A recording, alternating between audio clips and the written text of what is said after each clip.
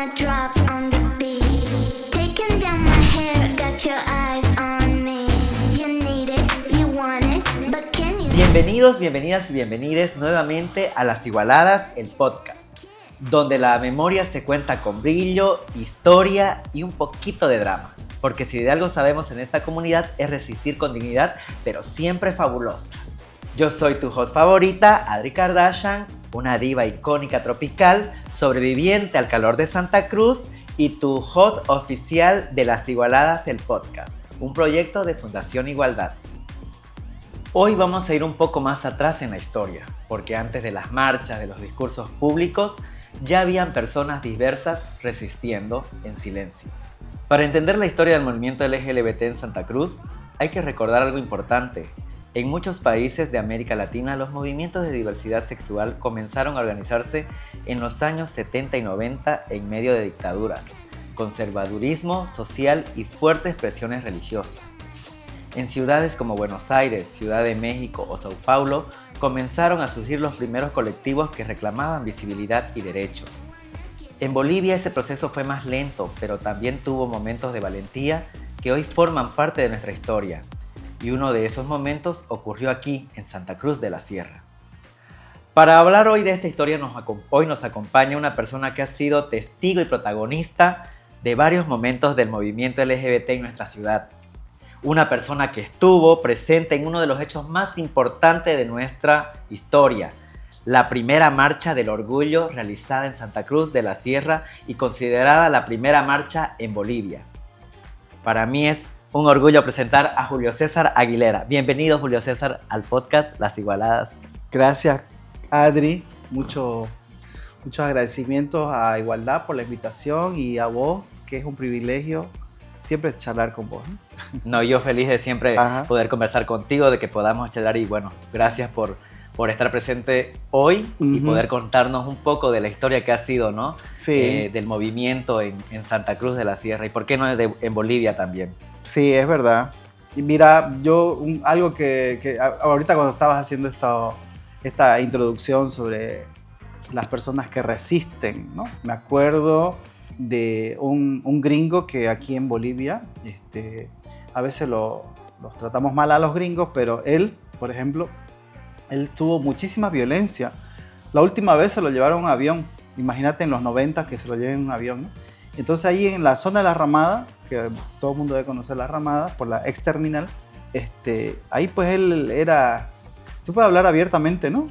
Claro que tengo sí. Que ser mojigata. Siéntete libre pupú, así. de hablar.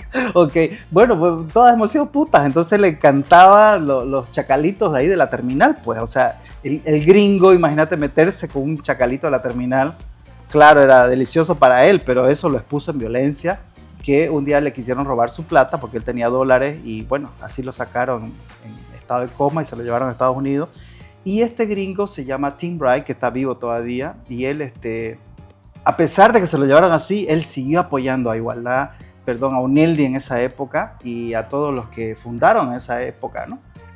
Y después de que se lo llevaron así, él siguió apoyando a UNELDI y me acuerdo de que buscaba, pues porque nadie quería apoyarnos ni con plata, ni con nada, ni nada. Entonces el primer proyecto de lucha contra el SIDA, que se llamaba PROCIN, él fue uno de los promotores para que llegue aquí a Bolivia, ¿no? A través de USAID, que en esa época era. Por ejemplo, ahora todo el mundo le chupa las medias al Fondo Mundial, pero el que dio mucha plata en este país para la respuesta a la epidemia, las pruebas, etcétera, etcétera, fue USAID. Todo lo que ahora tenemos, que son los CDBIR, es gracias a USAID.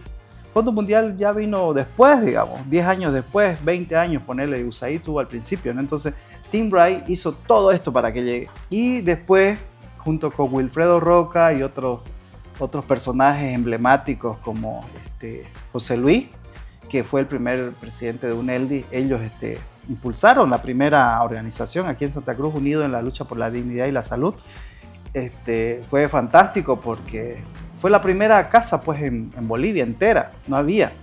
Y pues lo que había era mucho prejuicio, mucha discriminación, y Tim, a raíz de todo esto, él impulsó estas acciones, ¿no?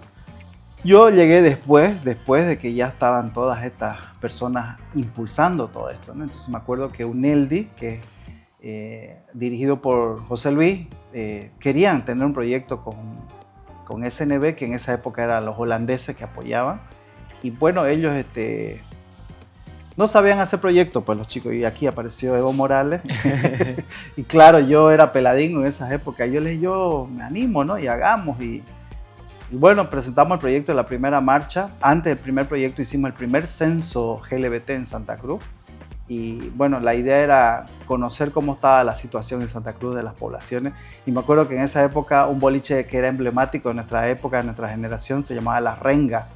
La Renga, ahí era donde nos íbamos, no habían PEP en esas épocas, entonces éramos los encuestadores, nos fuimos a encuestar a todas las mariquitas, lesbianas, etcétera, todo lo que había ahí, pues, ¿no? Y llegamos y peligrosísimo La Renga en esa época, ¿no? O sea, si la terminal, que lo que te cuento era peligroso, imagínate La Renga en esa época. Así que, nada, fue muy bonita la experiencia hasta que se vino lo de la marcha, ¿no? Y ahí fue cuando ya UNELDI, nadie quería dar la cara, pues, o sea, nadie quería decir, había que dar una conferencia de prensa, había que hablar, porque lo de la marcha fue el cherry, en realidad fue lo que pasó después, ¿no? Antes de la marcha fue lo más tedioso, si se puede decir, porque en realidad antes fue donde me la vi negra, porque fui yo la cara visible de ese momento. Entonces, José Luis me dice, hay que hablar en conferencia de prensa y decir que vamos a sacar la primera marcha y eso nos va a traer muchas consecuencias, ¿no? Me acuerdo que estaba la psicóloga de UNELDI, que es mi amiga, que es Norma Cuellar, y ella, terminada la reunión, me dice, oye, Julio, vení, me dice, oye, ¿estás preparado? Me dice, para lo que se va a venir. ¿Qué se va a venir? Le digo, pues, esto va a ser histórico, me dice. No creo, le digo, yo así, bueno, pelado en esa época, pues tenía 21 años, ¿no? Y pues nada, dimos la conferencia de prensa y de verdad que se vino una bomba de muchísimas. No había redes. Yo bendita mi época que no hubo redes sociales ni de estas cosas porque seguro que me hubiesen destruido, ¿no? Pero sí había prensa, pues. Y entonces la prensa nos sacó por todos lados y ahí apareció un cura que yo siempre lo digo, no lo digo con rabia, no lo digo con revancha. Entonces llegó a decir que cómo los maricones van a entrar a la plaza y no sé qué cosas más, ¿no? Y pedimos al comité cívico que defienda la ciudad, imagínate todo el discurso, ¿no? Claro, entonces nos querían masacrar, pues obviamente. Y a eso se sumó el comandante departamental de la policía, que no tardó en llamarme y me llamó al teléfono. No había WhatsApp en esa época, era llamada, me llamó y me dice, soy el comandante departamental de la policía. No queremos que los maricones entren a la ciudad de Santa Cruz. Y yo así en pánico, pues imagínate, tenía 21 años, peladingo que no sabía de la vida y me dice esto. Yo le digo, José Luis, mira, no sé qué va a pasar, ¿no? No tengas miedo. Y teníamos miedo porque realmente no sabíamos qué hacer. Y ahí José Luis se le ocurrió la brillante idea de que aquí en Santa Cruz había una defensoría. No estaba la Defensoría del Pueblo como tal todavía. Y apareció una doctora que se llama Sonia Soto, capísima. Ella siempre ha sido... Otto, por ejemplo, no quiero hablar de política, pero este candidato, él apareció también a defendernos, increíblemente, muchísima gente apareció, así como había un bando opositor, había un bando que defendía nuestra bandera, y la Sonia Soto con estos actores nos salen a defendernos, ¿no? Y nos dicen que estamos en nuestro legítimo derecho de salir, y bueno, yo ahí le digo a ella, pues porque no sabe a quién va a decirle, mire, me llamó el comandante y me dice que me dio esta llamada y que si vamos a la plaza, no, etcétera, ¿no? La idea era salir la primera marcha en la plaza principal. No se pudo hacer por todo esto que te digo, ¿no? O sea, se convirtió en un escenario tan político, pero tan político que luego apareció un pastor que se llamaba Eladio, el pastor, y se fue a hacer vigilia en la plaza 24 de septiembre. Así hizo vigilia para que no entremos ahí a la plaza. Y entonces hubieron los fundamentalistas del comité, que hay que decirlo así nomás, los pelados estos que no sé cómo se llaman, los jóvenes estos de ahí. Ellos pues inclusive quemaron nuestras banderas, o sea, era terrible. Y el pastor le metía más juego porque decía, ¿cómo era la frase que decía? Escuchen a Dios, por favor, escuchen a Dios, que ustedes van a arder en el infierno. Entonces, bueno, fue terrible. Y lo de la marcha, como te digo, o sea, si todo esto fue al principio, lo de la marcha fue un cherry nada más, porque ya habíamos pasado todo el fenómeno psicológico y claro, las compañeras trans fueron las primeras que nos acompañaron a salir públicamente, ¿no? Y como ellas no salían con máscara, yo y ella éramos los que salíamos sin nada y veníamos hartísimos compañeros, entre ellos mi amigo que ya está muerto, lo voy a decir su nombre, Robertito Vaca, que él promocionó mucho este boliche que se llamaba ¿te acordás cómo se llama el boliche de él? Bueno, este boliche, ¿ya? Y él, por ejemplo, él iba con mucho miedo porque él quería apoyar la marcha. Claro. Y él estuvo con nosotros ahí, con sus amigos, pero todos salieron con capuchas porque le daba miedo, pues, ¿no? Obviamente llegamos ahí al parque urbano, que fue ahí la marcha, porque no nos entran a la plaza. Y ahí pues nos tiraron desde huevo, piedra y todo lo que se te ocurra, ¿no? O sea, de todo. Fue caótica esa marcha. Yo lo digo en este contexto porque, claro, contarlo ahora es muy bonito, pero en su época, como te digo, lo del policía fue terrible para mí, lo del cardenal. Nos generaron pánico porque yo, mi madre es súper católica, pues tenía un poco de miedo ahí a las represalias. Y el único que me apoyó en esa época de mi familia fue mi abuelo, aunque no lo creas, porque primero me dijo que yo no era su nieto, pero después ya me dijo, no le tenés que tener miedo a la iglesia, ni a la policía, ni nada, ¿no? Entonces, claro, así ya me sentí más seguro. Pero la que nos dio mucho apoyo técnico, así como tal, fue la Sonia Soto, que luego pasó a ser defensora del pueblo allá en Santa Cruz. Una mujer capísima, muy metida en los derechos humanos. Entonces creo que te lo doy esto como preámbulo para un poco contarte qué pasó, ¿no? en ese contexto. Y claro, desde UNELDI hasta Igualdad, porque a mí también me gusta hablar un poco de lo que pasó ahora, ¿no? Igualdad ahora como que asumió la posta de UNELDI y claro, estamos hablando 40 años atrás versus 40 años ahora. Ya no es la misma realidad con esto que estamos viendo ahora, que tenemos podcast y tenemos redes sociales. Entonces, no había eso en esa época, no había Grindr, nada de estas cosas. Entonces, obviamente todo era a capela, a voz, y te pego y me pegas. Entonces, no había más, ¿no? Claro. En esos años, ¿eras consciente de ese momento histórico que ibas a No, pasar? oye, te cuento que no, bien hormonal, ¿no? Porque inclusive ahora que yo soy docente en la universidad, a veces uno de mis estudiantes me preguntó, Listen, ¿y usted nunca pensó que esto le iba a traer mucha fama? Porque sí me ha traído mucha, para bien y para mal, ¿no? Claro. Entonces sí, nunca lo pensé. Y claro, a esa edad uno es muy hormonal, ¿no? Muy hormonal, muy impulsivo, así, hagamos.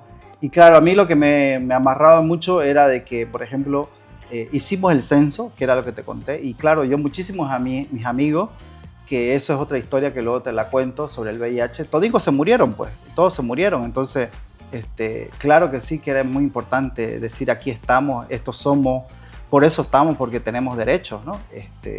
Muchísimos de mis amigos todos se murieron, entonces ya no hay ellos, pues ahora, ¿no? Ya ni están. De mi generación yo nomás conozco, ¿no? Hay otros poquitos de mi generación, pero no sé si tienen VIH o no sé cómo habrán sobrevivido, ¿no? Porque para sobrevivir a esta edad han tenido que pasar muchas cosas, ¿no? Claro. Entonces sí, no fui consciente, de verdad. Creo que el activismo a veces no lo medimos en esas magnitudes, porque también es importante aclarar que yo no solo fui activista de la población LGBT, yo luego dejé el activismo LGBT para meterme al activismo del VIH, ¿no? Que ese me absorbió más todavía. Entonces en ese ya, obviamente relegué la bandera LGBT y me fui al VIH. Y creo que ahí hay todavía más estigma, ¿no? Más discriminación. Pero siempre has estado presente apoyando en actividades que se realizan. Sí, hasta hoy día, ¿no? Hasta hoy día, por ejemplo, hoy día estoy haciendo mi tesis doctoral, salud mental y VIH, que creo que es fundamental. Entonces, todos sufrimos de una crisis depresiva, ansiedad, etcétera, ¿no? Entonces, ahí esto lo cuento porque realmente la historia en Santa Cruz, yo leí el libro que se llama Las Memorias Colectivas, ¿no? Y le estaba diciendo así tras bambalinas al director de Igualdad que la mirada histórica andina, no es que me dé rabia, pero también hay que hablar desde nuestra mirada de lo que pasó en Santa Cruz, digamos, ¿no? Claro. Y que fue con mucho dolor, con mucha angustia, lo vivimos distinto, ¿no? Entonces aquí en Santa Cruz no fue tan fácil tampoco. Imagínate un pueblito que es súper conservador, súper doble moral, el comité cívico que nos querían pegar, literalmente con unos palos así que venían y nos amedrentaban, pues, o sea, imagínate, no había más que hacer, ¿no? Justamente eso quería preguntarte, ¿cómo era Santa Cruz para las personas LGBT en aquellos años cuando empezaste a conocer el ambiente? Es que mira, lo que te cuento de Tim Wright, cuando él, o sea, le gustaban los chacalitos, se metía con los collingas, o sea, ¿qué le vas a mirar en esa época a los collingas que te vayan a matar? Los quisieron matar por robarle la plata. Entonces, claro, las situaciones de vulnerabilidad, violencia histórica que vivíamos en nuestro contexto eran muy fuertes, ¿no? Pero, no sé si han cambiado o siguen igual, pero creo que en esa época, ¿qué teníamos a diferencia de ahora? No teníamos leyes, no teníamos igualdad que nos proteja, por ejemplo. No había igualdad, no había, voy a ir a quejarme o que me ayude, no sé, pues en los PEP, digamos, ¿no? Claro. Nada. ¿O alguna organización? Nadie. ¿Y dónde se reunían? ahí al principio lo histórico en Santa Cruz pues es la plaza, ¿no? La Ya. plaza 24 de septiembre. Bueno, los que son de mi generación deben saber que la plaza era el grinder más hermoso de la vida, ¿no? Digo hermoso porque en el grinder vos decís, pasame pack, cara, rostro, esos pack, ¿no? Entonces la plaza vos lo ves integralmente, ¿no? Si le falta un pie o una pierna ya vos sabés, pues, ¿no? Entonces Claro. sabés dónde te estás metiendo. Y la plaza era abierto y lo más lindo de la plaza era que, bueno, en todos lados de nuestra cultura gay siempre hay estos estratos sociales, ¿no? Clase media, alta y bueno, igual, ahí la plaza era lo mismo, habían zonas donde clase media se juntaban o tenían autos, pero todos venían confabulados para llegar a la plaza, ¿no? Y creo que ese era el mejor grinder de esa época. Era el centro de reunión. El centro, total. Y bueno, la gente siempre me decía, ¿y cómo hace para juntarse? La idea no es que nos juntábamos a las 6 de la tarde a tomar café, pues era después de las 12 de la noche cuando bajaban así como loritas todos, bajaban, y mirabas un boliche hermoso, era, ¿no? Era muy lindo, pero ¿sabes qué lo fregó? Fue cuando ya empezaron a hacer esta plaza juntando con el Manzano 1. Eso ya lo fregó porque en realidad ya la hizo bien urbana la ciudad y como que le cambió el contexto, pues, ¿no? También ya no era la forma de socializar, aparecieron los boliches y creo que eso cambió también un poco el contexto, ¿no? Ya. Y bueno, algo que respondiendo a tu pregunta, era muy peligroso, ¿no? Yo ahora lo veo muy peligroso. Por ejemplo, tengo amigos que sufrieron violencia, inclusive en mi época creo que hubieron más, no se llaman pues feminicidios, pero sí mataron a muchos gays famosísimos, por ejemplo, costureros famosísimos aquí en Santa Cruz, que los mataron, y iban chicos, los mataban, inclusive hay uno que está en Palmasol hasta ahora preso por nada más que lo mataron, ¿no? Entonces creo que era un contexto violento, ¿no? Y también muchos de nosotros los gays nos exponemos a esa situación violenta porque queremos, digámoslo así abiertamente, como le pregunté aquí al director si puedo hablar así, ¿no? ¿Qué nos atrae de un chacal que sea violento, que sea macho, que sea... Eso nos atrae, es atractivo, pues. Entonces, claro, las maricas van tras sobre el macho que está ahí con la feromona y, claro, te gusta el peligro, pues, ¿no? Y te atrae el peligro, ¿no? Eso también es atractivo, ¿no? Sí. Bueno, porque en Santa Cruz siempre hubo fiesta, pero una cosa es bailar en el ambiente y otra muy distinta es poder vivir abiertamente tu identidad. ¿Había más libertad en la pista de baile que en la vida cotidiana? En algún momento la comunidad empieza a darse cuenta de algo, que no bastaba con reunirse, hay también que organizarse. Julio, ¿recordás cuando comenzaron a aparecer las primeras conversaciones sobre activismo o derechos LGBT en Santa Cruz? Claro, mira, esto de lo que te comentaba del censo, ¿no? El censo, por ejemplo, fue... La idea es que, bueno, se nos decía que no existíamos en Santa Cruz. No hay gay, ¿para qué van a hacer cosas? No hay. Entonces, claro, ¿cómo demostramos datos si no hay? Pues entonces, claro, hoy día tenemos, a 2014 se hizo el último estudio del CEMBO, que también creo que participaste vos. Sí, sí. Entonces, en el CEMBO es un estudio epidemiológico científico donde te dice, pues mira, de 200.000, 20.000 son maricas y aquí está el dato, ¿no? Entonces en esa época no teníamos. Entonces lo primero que se hizo fue hacer este censo y eso nos sirvió para hacer un instrumento político. ¿Por qué político? Porque era para decir aquí estamos, ¿no? Aquí estamos. Y eso sirvió luego para crear una institución que yo la lideré muchos años que se llama Red Vida. Por ejemplo, Red Vida surgió con el apoyo, aunque no lo crean, con el apoyo de la iglesia, con la PASOC, y la Pastoral Social Caritas nos dio una casa para tener actividades. Entonces habían temas donde confabulábamos y habían temas donde nos odiábamos, como el tema, por ejemplo, del condón. El condón no se podía hablar con ellos, imposible, pero sí habían temas que nos daban la casa y teníamos un albergue ahí. Sin embargo, eso sirvió mucho para, ¿cómo te puedo decir? Armar el hilo de las conversaciones en el activismo, ¿no? Porque históricamente no habían datos, pues, y no te puedes armar una estrategia sin datos, ¿no? Entonces, eso fue muy importante para responder. Luego, UNELDI agarró el dato del censo para hacer la marcha, y la marcha sirvió como instrumento político para posicionar a Santa Cruz, ¿no?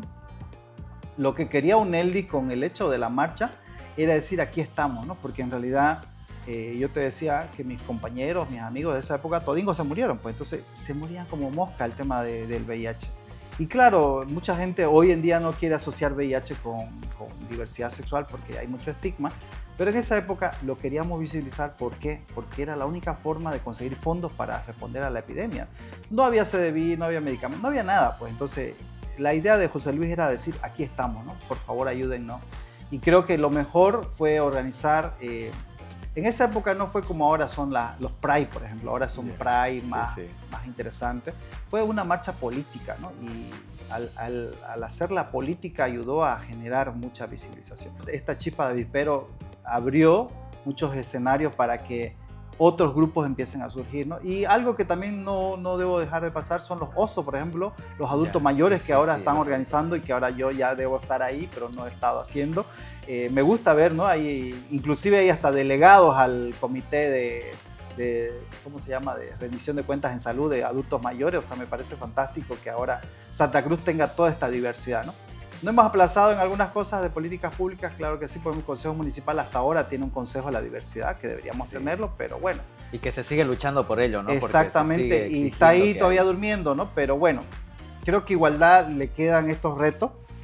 Digo Igualdad porque yo me siento identificado con Igualdad en el sentido de que ahora es la única organización que lidera estos temas. Sé que hay mano diversa, se puede hablar de otras organizaciones igual, claro creo. Que sí. Y sé que tiene otras agendas, otras poblaciones, pero el protagonismo fuerte, estructural, de institución, con personería, con trayectoria e historia, es Igualdad, ¿no? Entonces creo que Igualdad, al igual que en su momento fue un ELDI, tiene la aposta de hacer muchas cosas vigentes, ¿no?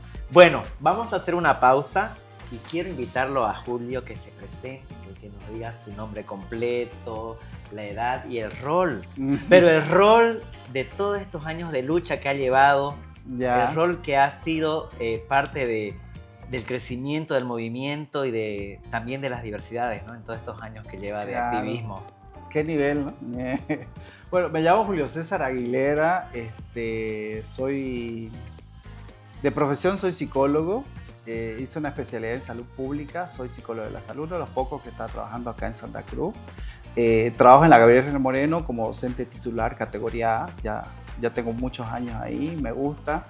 Estoy en la Facultad de Humanidades a nivel técnico, tengo mi fundación que está sobre medio ambiente, género y salud, se llama Fundación Hábitat Verde, la dirijo y he tenido un rol muy, muy activo en el activismo, muy activo. Okay.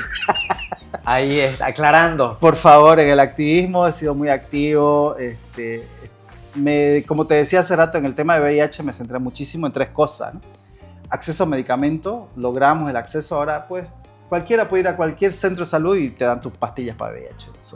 Eso fue un sueño, no te voy a decir que es mío, porque lo hemos compartido con muchísima gente, entre ellos Violeta Ross, Daniel Ruiz, que hemos trabajado muchísimo, otros que se murieron ya que ya no están. Eso fue uno de los activismos más fuertes que hice. El segundo fue el tema de la ley 3729, que es la ley del VIH. Hay cosas que me dan vergüenza decirle a la ley, pero hay cosas que me dan orgullo, como el tema del medicamento, que es algo de lo que nosotros siempre luchamos, ¿no? Pero las vergüenzas, por ejemplo, que si vos tenés VIH, por ejemplo, tenés obligación de decirle a tu pareja que tenés VIH. Y eso a mí me parece una barbaridad, porque la sexualidad, yo soy tu pareja tuyo y no tengo por qué decirte qué tengo en mi cuerpo. Es tu responsabilidad tuya cuidarte, ¿no? Entonces, exacto.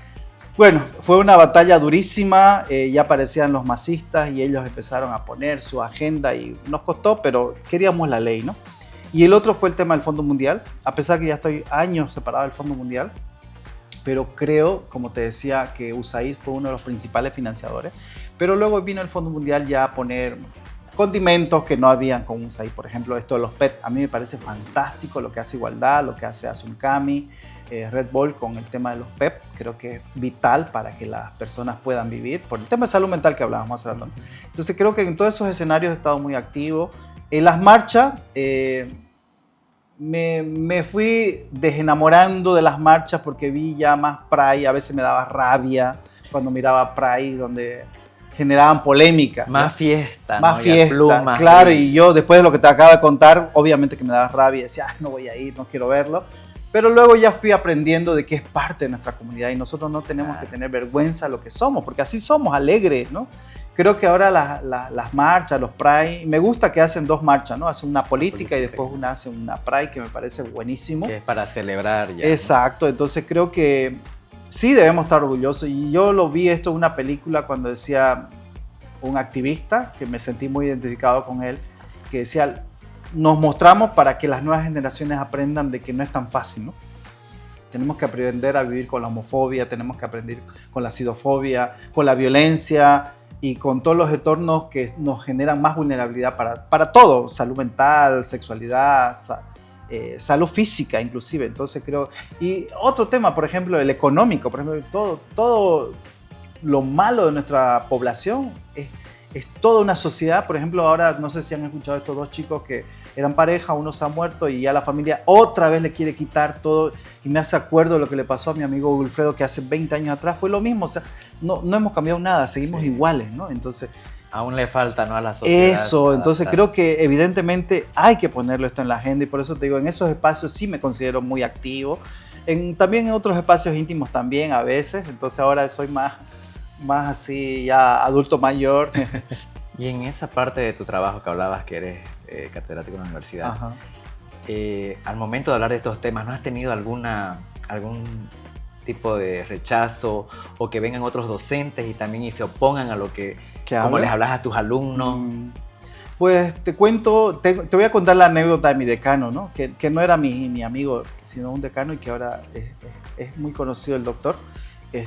Yo cuando me contratan, le digo: doctor, usted tiene que saber de mí dos cosas, le digo, que yo soy gay y que tengo VIH, le digo, ¿no? Y él me respondió algo magnífico que lo tengo para toda mi vida. Me dijo: aquí no lo estamos contratando a usted ni por maricón ni por sidoso, lo estamos contratando por su currículum.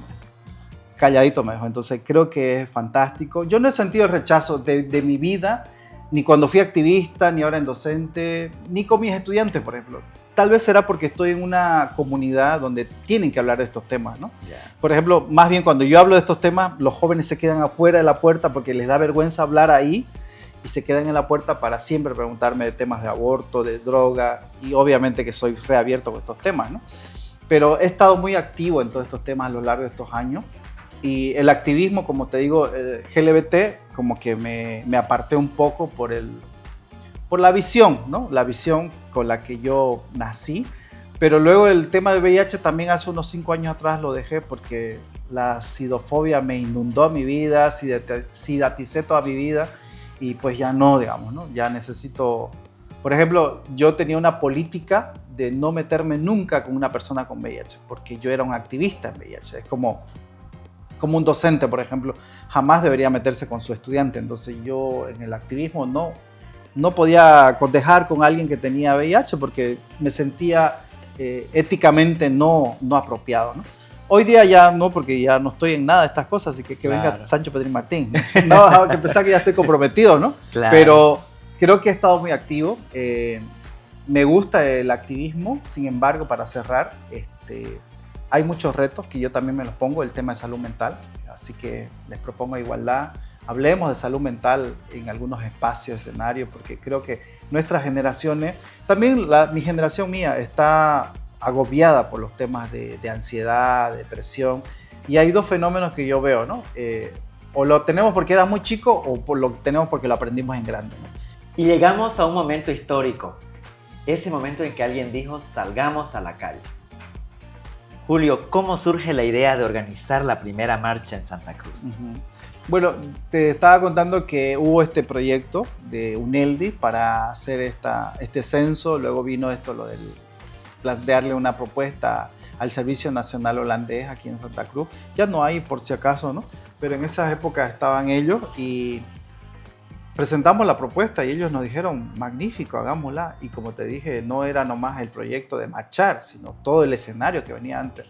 Entonces ya cuando pasó la marcha, creo que ahí fue donde pasó todo mi escenario, porque ese año para mí fue de impacto, ¿no? O sea, me llegó la marcha, luego me enteré de mi diagnóstico de VIH, y bueno, la marcha, y empieza Red Vida. Entonces creo que salí de golpe con dos estigmas fuertes, ¿no? Primero maricón, luego sidoso, que yo siempre lo digo en mi libro, maricón y sidoso, que es un doble estigma que a veces te genera mucho conflicto, porque muchos gays no los quieren hablar, ¿no? A veces prefieren nomás decir que son maricas y no que tienen VIH, o que son sidosas y que no son maricas, digamos, porque los dos son pesados tenerlo. Claro. ¿No? Entonces, sí, salimos a la marcha, fue la visibilización, que era lo que queríamos, decir: aquí estamos. Algo que yo rescato siempre en la marcha, la señora Kitty Flores, que fue una de las que nos acompañó en ese momento. Sí, eso exactamente quería preguntarte también. ¿Quiénes participaron en la organización de la marcha? ¿Quiénes fueron, aparte de vos, digamos, quiénes más? Estaba, por ejemplo, obviamente Uneldis con toda su estructura, pero estábamos yo tengo mis hermanas, como nos decimos así, que son las Romanot. Tuvimos todas mis hermanas las Romanot que me apoyaron siempre me apoyaron en el tema de la marcha. Y después tuvo la Kitty en esa época, la UTSC, que así se llamaba, no sé si sigue hasta ahora, yo creo que sí, ¿no? Pero entonces ella, pues era la lideresa de ese proceso, de todo ese gremio, entonces venían todas las chicas, y ahí es lo que quería apuntar, ¿no? De que ellas vinieron, para mí fueron las que recibieron los mayores látigos, ¿no? Porque en realidad venían todas expuestas, éramos, ponerle 20 gatos y eran como 10.000 personas sobre nosotros ahí encima, ¿no? Entonces, claro, la violencia física, psicológica y verbal que recibimos en ese momento fue terrible, ¿no? Entonces, ella, la UTSC, fue la que más recibió. Luego estaba yo, que no tenía nada de máscara y a mí me escupían de todo. Y yo lo que tenía más marcado en mi vida fueron los evangélicos, ¿no? Que me decían, arrepentite, arrepentite. Y yo, ¿de qué me voy a arrepentir? Estoy orgullosa. ¿Y hubo miedo al tomar esa decisión, como me comentabas, ¿no? que hubieron personas que los agredieron? ¿Hubo el miedo antes de salir a la marcha? ¿Se esperaban ese tipo de reacciones? No nos esperábamos la cantidad de gente, eso sí está claro. Las reacciones... No las esperábamos, no la teníamos planeada, no la teníamos planificada, porque no pensamos que iba a haber tanta gente, no pensamos que iba a venir. O sea, el poder de convocatoria que teníamos en esa época, porque ahora ya veo que no hay una marcha y creo que no va nadie. Pero en ese momento fue histórico porque vino la ciudad de Santa Cruz a vernos, ¿no? O sea, fue la ciudad la que llegó. Y claro, en una turba, como ya bien lo estudié alguna vez en la universidad, la psicología de las masas, ¿quién la controla? Pues obviamente vienen estos que tienen esos ideas machistas, conservadoras y fundamentalistas, y te van a decir, no, que te serpientan. Claro, los otros chicos que estaban ahí nos empezaron a tirar huevos y a apedrearnos, ¿no? Querido Julio, ¿quiénes y cuántas personas dijeron vamos a salir a las calles? Bueno, lo dijo José Luis, el director de Uneldis, y cuántos, en realidad, después del censo, la organización identificada era la UTSC, ¿no? Éramos como 10 de Uneldis y estaba mi grupo de hermanas de Romanot y estaba el grupo de Roberto, que no me acuerdo cómo se llama el grupo de Roberto. Tiene un nombre el grupo de Roberto, ¿ya? Que hasta ahora creo que se siguen juntando donde está Pinto y toda esta ñañaca, ¿no? Porque en Santa Cruz el chisme corre más rápido que el Wi-Fi. ¿La marcha fue noticia o fue un escándalo de la semana, Julio? Yo creo que fue ambas cosas, ¿no? ¿Fue un escándalo de la semana? Claro que sí, obviamente, te vuelvo a decir, previo a la marcha había varias noticias que salía esto del pastor Eladio, esto que salía del pastor y también del cardenal, ¿no? Que ellos salían frenéticamente a decir que no querían la marcha. Fue mediático el momento, pero ese momento mediático hizo que esto sea histórico, porque a raíz de esto, bueno, se dio la primera marcha, pues, ¿no? Y eso va a quedar grabado ahí para la historia de nuestra bolivianidad, porque quedó algo patentado, si se puede decir, ¿no? No es de nadie, no es mío, no es de las Kitty, no es de nadie. O sea, es del movimiento de las diversidades que surgió aquí en Santa Cruz, ¿no? Lo digo esto porque es importante resaltar de que ¿qué es lo que queremos que se recuerde de esto? Fue el dolor que nos costó visibilizarnos el derecho a decir aquí estamos, ¿no?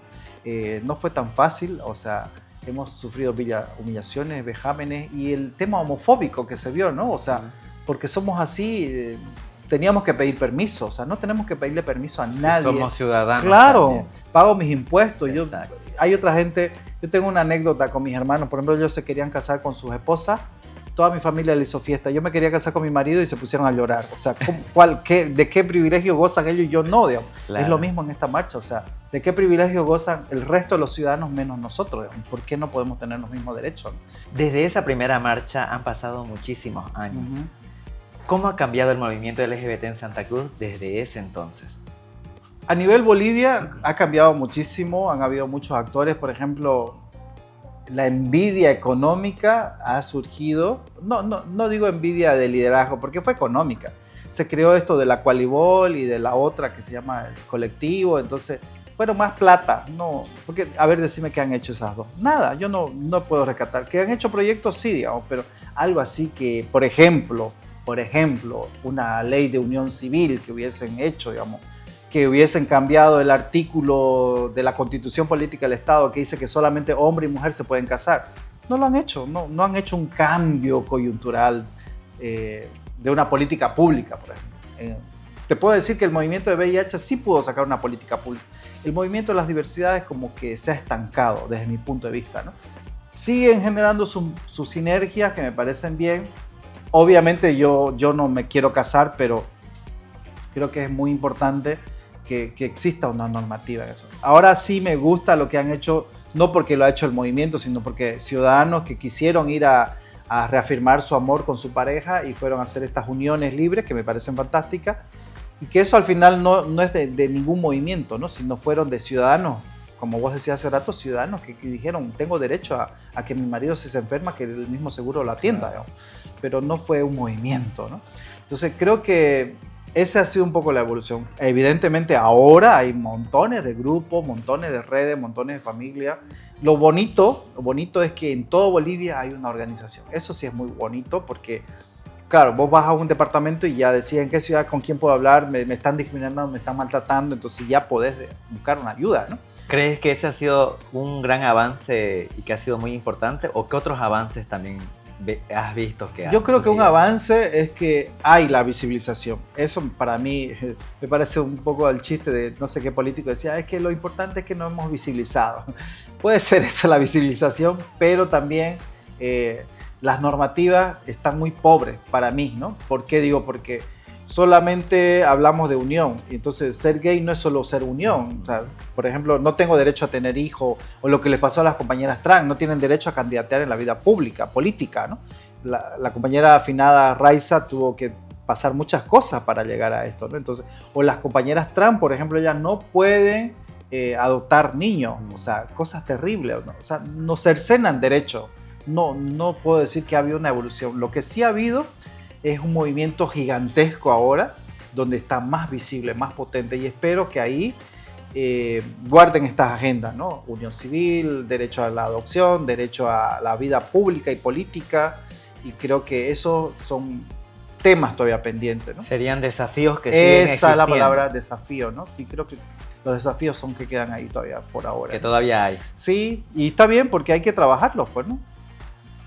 Cuando ves hoy la marcha con miles de personas, ¿qué sientes al recordar que tú estuviste en una de las primeras marchas que se realizaron? Oye, sí, eso me pregunté en la marcha el año pasado porque realmente quedé impresionadísimo, ¿no? O sea, era lo que te decía hace rato. Hoy día nuestras marchas ya no convoca al pueblo, pero sí convoca a los que queremos que convoque. O sea, toda la diversidad en todos sus colores estaba expresada. Y como te decía, las chicas les, ¿no? O sea, son fantásticas. ¿Y cómo te sientes al ver ahí me eso? sentí muy ¿O al orgulloso, recordar ¿no? Muy rico. la primera porque marcha? Sí, ahí vi que sirvió de algo, ¿no? O sea, lo que se quería era para esta gente, o sea, Claro. que se sientan orgullosas de lo que somos, que no Libres tengan miedo, de libre, esa es la salir a la palabra, ¿no? calle. Libre, totalmente. Me gusta que tenés los conceptos claves ahí, ¿no? Eso, ¿no? La historia que hoy hemos escuchado nos recuerda algo fundamental. Los derechos que hoy vemos en las calles empezaron muchas veces con pequeños grupos de personas valientes, personas que decidieron desafiar el silencio. Julio, quiero cerrar con una pregunta muy especial. Si las nuevas generaciones LGBT pudieran escuchar una sola lección de esta historia que ustedes comenzaron a escribir, ¿qué crees que deberían recordar siempre? Yo creo que esta y las futuras generaciones tienen que recordar que el ejercicio pleno del derecho a la identidad diversa entiéndase por lesbianas, gay, trans, queer, lo que quieras, lo que se te cante, ¿no? Ha sido una lucha, ¿no? Y no ha sido fácil, no es fácil, y sigue siendo todavía una lucha hasta ahora, ¿no? Como te decía de estos amigos, ¿no? Entonces creo que las nuevas generaciones tienen que entender que le dejamos un nuevo escenario que no fue fácil de construir, ¿no? Las luchas siguen por mejores derechos, por mejor ejercicio, por mejor calidad de vida, como vos dijiste, por ser libres, felices, ¿no? Creo que ese es el ejercicio, ¿no? Ese es el mensaje, creo, ¿no? Ok. Muchísimas gracias, Gracias querido a vos. Julio, por estar presente, por contar una parte importante de la historia del movimiento LGBT de Santa Cruz. Ah, Y bueno, por haber estado acá, mi admiración para vos. gracias, Sabes que te igualmente. admiro de siempre. Así Sí, que, guapa, bueno, me encanta tu gracias. show, estás divina, regia. Gracias. Gracias Y a un vos. gusto siempre poder charlar nuevamente contigo. Por dos. Esto fue Las Igualadas del Podcast, un espacio donde la memoria se cuenta con brillo, historia y un poquito de drama. Recuerden en seguirnos en todas nuestras redes sociales y visitar nuestros centros comunitarios en 6 departamentos de Bolivia. Un saludo grande y un beso para los centros comunitarios en la ciudad de La Paz, El Alto, Oruro, Cochabamba, Sucre y Santa Cruz. Yo soy su host favorita, Adri Kardashian, y nos vemos en un próximo capítulo.